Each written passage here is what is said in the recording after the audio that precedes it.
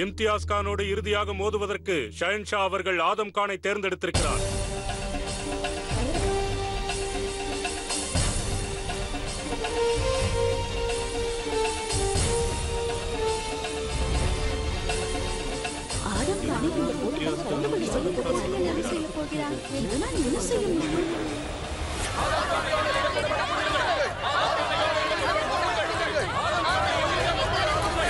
எந்த மக்கள் கூட்டம் அன்று உன் மரணத்தை வேண்டியதோ, இன்று அதே கூட்டம் நீ ஜெயிக்க வேண்டும் என்று பிரார்த்திக்கப் போகிறது.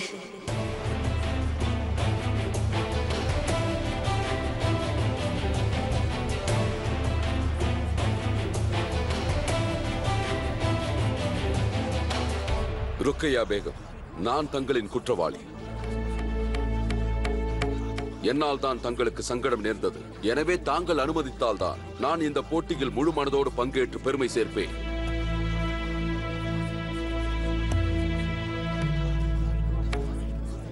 இந்த வீரனும் தோற்கத்தான் போகின்றார்.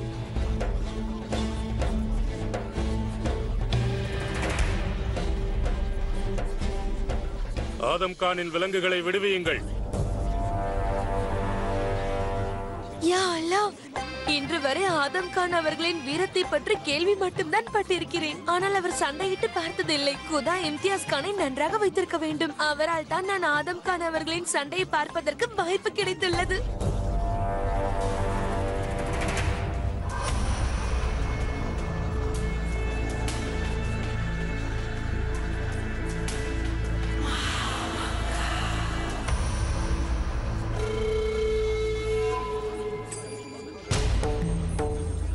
நான் மக்கள் அனைவரிடமும் மன்னிப்பு கோருகிறேன். என்னுடைய அறிவீனத்தாலும் கோபத்தாலும் உங்களையும் ஷெஹன்ஷாவையும் வருத்தப்பட வைத்து விட்டேன். இது எனக்கு கிடைத்த நல்ல வாய்ப்பு. ஷெஹன்ஷா அவர்களுக்கும் ராஜ்யத்திற்கும் என்னுடைய விசுவாசத்தை நிரூபிப்பதற்கு குதா அருளி இருக்கிறார். நான் உறுதியளிக்கிறேன், இன்று எனது உயிர் பிரிந்தாலும் பரவாயில்லை, முகலாய ராஜ்யத்தின் கௌரவம் அழியக்கூடாது.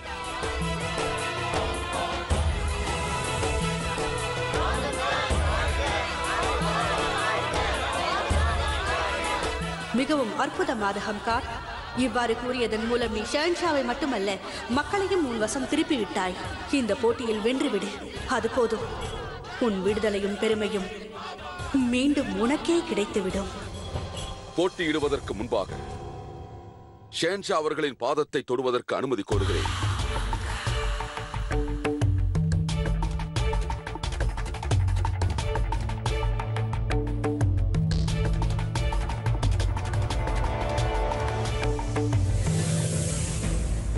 இன்று நான் தொடும் உன் பாதங்களை இடறிவிட காத்திருக்கிறேன். இன்று நீ அமர்ந்திருக்கும் இந்த சிம்மாசனத்தில் நான் அமரப்போகிறேன் ஜலா. ஷெஹன்ஷா அவர்களே, இன்று நடைபெறவிருக்கும் இந்த போட்டியில் ஒருவேளை நான் வென்று விட்டால் ராஜ்யத்தின் விசுவாசியாக என்னை ஏற்பீர்களா?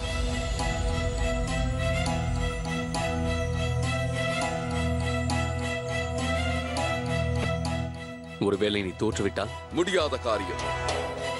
ஏனெனில் நான் போட்டியிடுவது எனக்காக அல்ல, ராஜ்யத்திற்காகவும் தங்களின் மரியாதையை காப்பாற்றவும் தான். தங்களின் வெற்றிக்காக போட்டியிடுகிறேன். சரி, இப்போட்டியில் நீ வென்றால் நீ யாசிப்பது உனக்கு கிடைக்கும். நன்றி ஷெஹன்ஷா.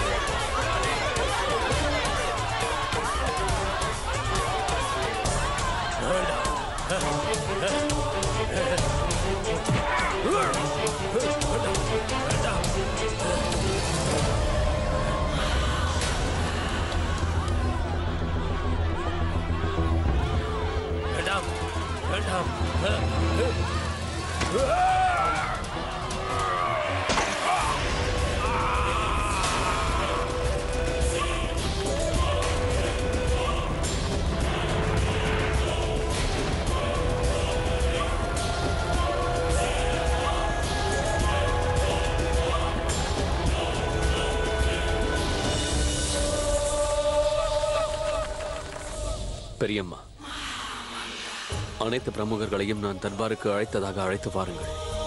ஆகட்டும் ஷெஹன்ஷா. இப்பொழுது அனைத்தும் என் தலையில் விழுந்து விட்டது ஜாகிரா. இல்லை என்ன அபுமாலே என்னை உயிரோடு விட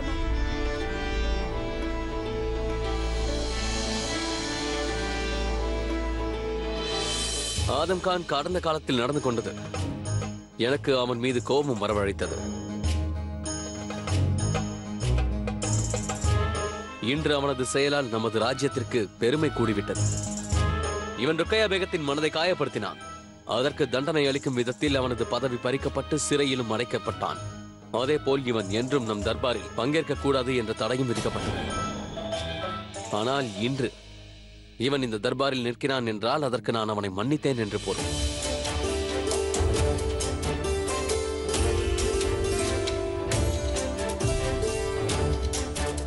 ருக்கையா பேகத்துடன் கலந்து ஆலோசித்த பிறகு ஆதம் கானை சகல மரியாதையோடு விடுதலை செய்கின்றேன். இனி எப்போதும் போல் ஆதம் கான் தர்பாருக்கு வரலாம். அதே போல் சுபைதார் பதவியிலும் இவர் நீடிக்கலாம்.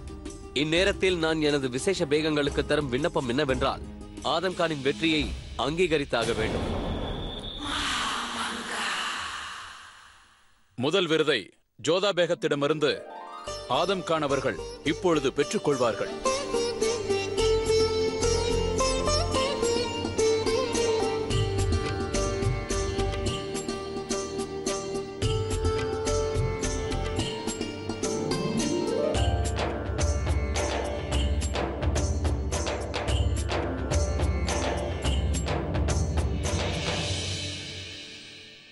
இரண்டாவது விருதை ருக்கையா பேகம் அவர்களிடமிருந்து ஆதம் கான் அவர்கள் பெற்றுக் கொள்வார்கள்.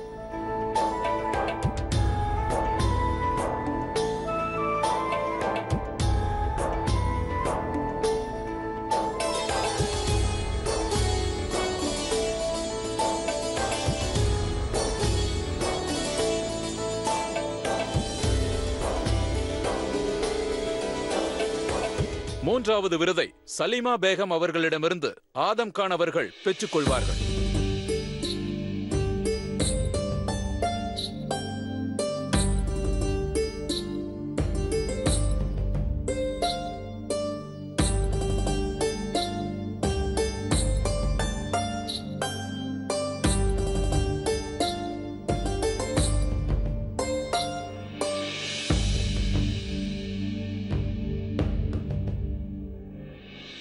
ஒருமுறை குற்றவாளியாக அறிவித்த பிறகு மீண்டும் சுபேதராகும் வாய்ப்பு மிகவும் குறைவானவர்களுக்கே கிட்டியிருக்கிறது ஆதம் கான். இனியாவது நீ எந்த தவறும் செய்ய மாட்டாய் என்று நம்புகிறேன். விசுவாசியாக இருப்பாய் என்று எண்ணுகிறேன். நான் உறுதி அளிக்கிறேன். இனி பாட்ஷா அவர்களும் ருக்கையா பேகம் அவர்களும் மனம் நோகாதபடி நான் நடந்து கொள்வேன்.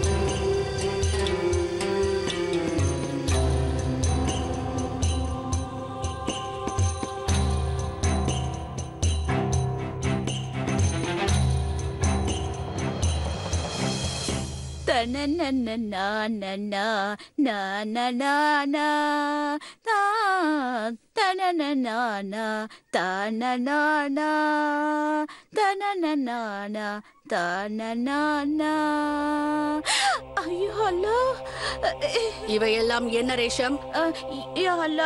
இப்படிதான் மகிழ்ச்சி வந்துவிட்டால் பாட்டிலிருந்து தொண்டை. ரேஷம், பாட்டிலிருந்து தொண்டை அல்ல, தொண்டையிலிருந்து பாட்டு வரும். இதைத்தானே நீ கூற விரும்பினாய்? என்ன பாட்டு பாடிக்கொண்டிருந்தாய் என்று கேட்கிறேன். மன்னிக்க வேண்டும் ஹுசூர், தெரியாமல் சந்தோஷத்தில் பாட்டு தொண்டையிலிருந்து இல்லை, தொண்டையிலிருந்து பாட்டு. நீ பயப்படுகிறாய் ரேஷம். நன்றாகவே பாடு. சரி, நான் ஒன்று செய்கிறேன். இங்கு 6 அமர அமர்கிறேன். எனக்காக நீ ஒரு நல்ல கானமாக பாடு. ஹுசூர், தாங்கள் கானம்? ஏன் ரேஷம், சந்தோஷத்தில் உன்னால் பாட முடியும் என்றால் சந்தோஷத்தில் நான் கேட்க கூடாதா? ரேஷம், நான் இன்று மிக மிக மிக சந்தோஷமாக இருக்கிறேன். அந்த புறத்திற்கு சென்று உடனே தெரியப்படுத்து, இன்று மகம் மாங்காவின் சார்பாக எல்லோருக்கும் விருந்தளிக்கப்படும். மிகவும் மகிழ்ச்சியாக இருக்கிறேன். பார்த்தாயா என் மகன் ஆதகம் கான் அவனை அல்லாவிடம் எப்படி அனுப்பினான் என்று?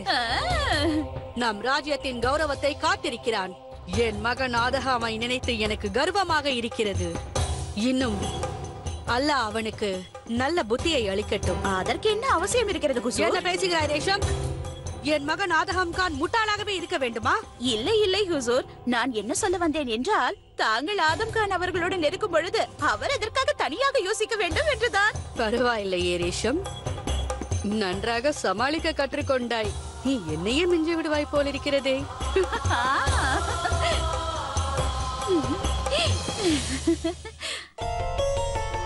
என்ன ஜஹீரா, உன் கால்களை கட்டி போட்டிருக்கிறார்களா? சற்று சீக்கிரம் வா, எனக்கு தலை வலிக்கின்றது. இம்தியாஸ் கான் தோற்றுவிட்டான் என்பதை என்னால் இன்னும் நம்ப முடியவில்லை ஜாகிரா. ஆதகம் கானிடம் எவ்வளவு கோரமாக இறந்து போனான்.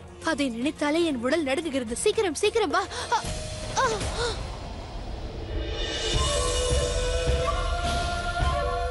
மாஷா அல்லாஹ், சுபான் அல்லாஹ். காண்பது கனவா நிஜமா? மன்னித்து விடுங்கள், நான் அவசரத்தில் உங்களை பார்க்கவில்லை. ஆனால் தங்கள் வருகையை நான் ரசித்துக் கொண்டிருந்தேன். தங்களை இதற்கு முன் நான் பார்த்ததிலேயே. என்னை பெனசீர் என்று அழைப்பார்கள். ஆஹா, தங்கள் அழகிற்கு ஏற்ற அருமையான பெயர். நீங்கள் கோஹினூர் வைரம். கோஹினூர் என்ற பட்டத்தை ஷெஹன்ஷா ஏற்கனவே வழங்கிவிட்டார். புரிந்ததா ஆதகம்? இந்த பெண்ணின் பெயர் பெனசீர். ஷெஹன்ஷா ஜலாலின் மிக விசேஷ சேவகி ஆவார். சலாம் மகா மந்திரியாரே. குதாஃபிஸ் பெனசீர். ஆதம் கான், என்ன செய்து கொண்டிருக்கிறாய்? ஒரு சந்தர்ப்பம் கிட்டியதால் தான் உன்னால் சிறையில் இருந்து மறுபடியும் வெளியே வர முடிந்தது.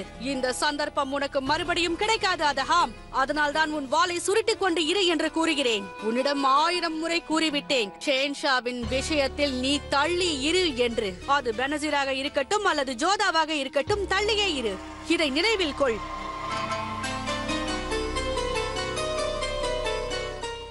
குதாவுக்கு தான் நன்றி சொல்ல வேண்டும்.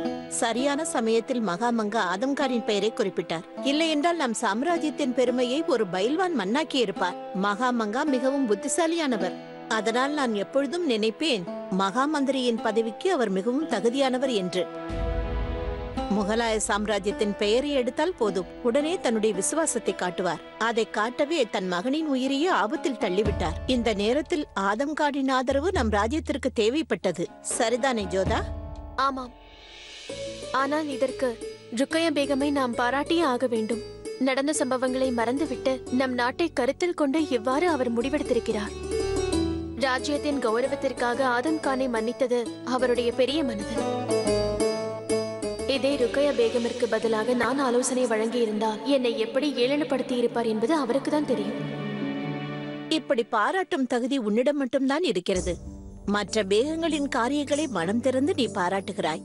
இல்லை என்றால் ஷெஹன்ஷாவிற்கு மிகவும் நெருக்கமானவர் யார் என்ற போட்டி இந்த அந்தப்புறத்தில் தினம் தினம் நடந்து கொண்டிருக்கும். நல்லவேளை உனக்கு அந்த எண்ணம் இல்லை. நான் அந்த பேகமோடு ஒருத்தியாக இருந்த என்ன செய்ய? ஷெஹன்ஷாவின் கவனம் தான் என் பக்கம் இல்லையே. எனக்கு சலீமா பேகமை பற்றி கவலையும் இல்லை, ருக்கையா பேகம் மீது பொறாமையும் இல்லை. ஆனால் இந்த பெனசீரை பார்த்தால் மட்டும் பிடிக்கவில்லை. அவள் நடவடிக்கையில் ஏதோ தவறு இருப்பது போல் எனக்கு ஏன் தோன்றுகிறது என்று புரியவில்லை.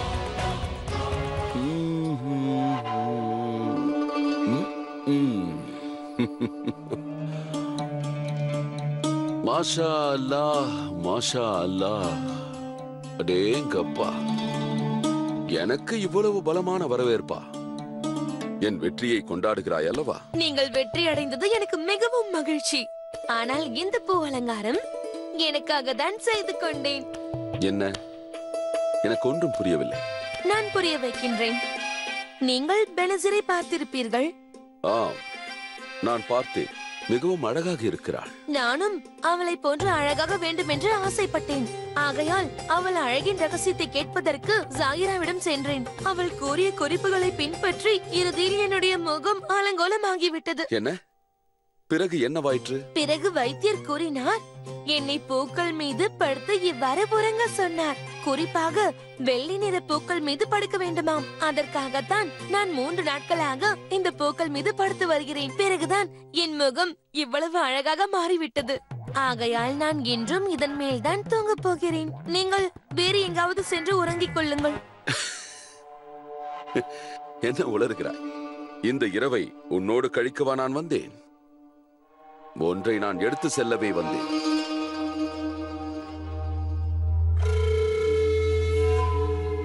நான் சென்று பெனசரிடம் அவள் அழகின் ரகசியத்தை கேட்கப் போகிறேன். அதுவரை நீ ஓய்வெடுத்து அழகாய் மாறிவிடு. நல்லது. இனி நான் நிம்மதியாக இந்த பூக்களின் மீது படுத்து உறங்குவேன். யா அல்லாஹ், என்னுடைய ஆதம் கான் எவ்வளவு நல்லவர் அல்லவா? என்னை எப்படி புரிந்து கொண்டார்? யக்குதா, ஆதம் கானுக்கு மன்னிப்பு கிடைத்து விட்டது.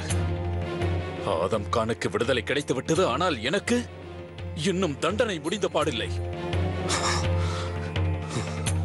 எங்கே போய் தொலைந்தார்கள்? மன்னித்து விடுங்கள் உசூர், சற்று தாமதமாகிவிட்டது. சற்றல்ல, மிகவும் தாமதமாகிவிட்டது. என்ன செய்தி கொண்டு வந்திருக்கிறாய்? அவருக்கு குஸ்தி மீதுதான் நாட்டம் இருக்கிறதா, இல்லை வேற எதன் மீதாவதா? ஷஹன்ஷா இப்போதெல்லாம் ஒரு புது பெண்ணுடன் தான் நேரத்தை கழிக்கின்றார். அவளது பெயர் பெனசீர். பெயர் கேள்விப்பட்டது போல் இருக்கிறது. பெனசீரா? என்னவென்றால் அவள் அபுமாலியின் அந்தப்புறத்தில் இருந்தவள். பரிசாக இங்கு வந்திருக்கிறாள். ஓ, இப்பொழுது புரிந்துவிட்டது இவள் யார் என்று. அபுமாலியின் விளையாட்டுதானா இது? நீ ஒன்று செய், ஒரு செய்தி அனுப்ப வேண்டும். எழுதுகோளும் காகிதமும் எடுத்து வா. இதோ உடனே எடுத்து வருகிறேன். அபுமாலி, உனது திட்டத்தில் ஜலால் அகப்படுவானோ இல்லையோ, ஆனால் நான் சிறையை விட்டு வெளியே வர வேண்டும். அதற்காக உனது திட்டம் என்னவானால் எனக்கென்ன?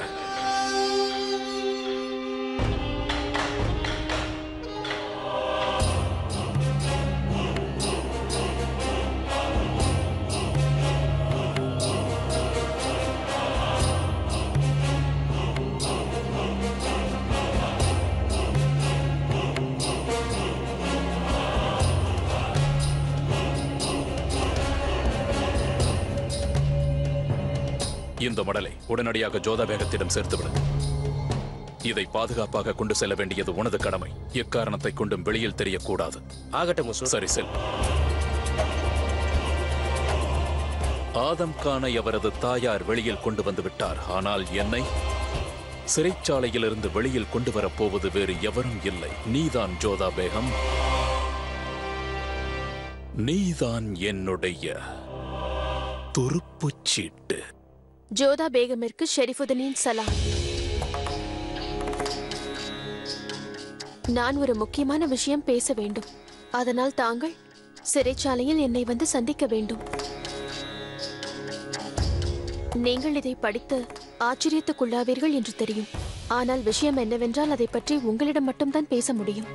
நான் சொல்ல போகும் விஷயம் ஷெஹன்ஷாவை பற்றியது என்று இந்நேரம் உங்களுக்கு தெரிந்திருக்கும். அவர் உயிர் சம்பந்தப்பட்ட விஷயம் என்பதால் தான் இதை உங்களிடம் கூறுகிறேன். என்னுடைய பேச்சை வேறு யாரும் நம்ப மாட்டார்கள். அதனால் நீங்கள் வந்து என்னை சந்திக்குமாறு உங்களை வேண்டி கேட்டுக்கொள்கிறேன். ஷெரிஃபுதீன் எதற்காக இப்படி எழுதியுள்ளார்? ஷெஹன்ஷாவின் உயிர் ஆபத்தில் உள்ளதா? அப்படி என்றால் சிறைச்சாலையில் இருக்கும் இவருக்கு எப்படி தெரிந்திருக்கும்? இது ஏதோ சூழ்ச்சி போல் எனக்கு தெரிகின்றது. ஆம், வாய்ப்பிருக்கிறது. விஷயம் மிக பெரியது. ஆனால் ஷெரிஃபுதீன் என்ன எதிர்பார்க்கிறார்? அவர் கூறுவது போல் ஷெஹன்ஷாவின் உயிர் ஆபத்தில் உள்ளதா?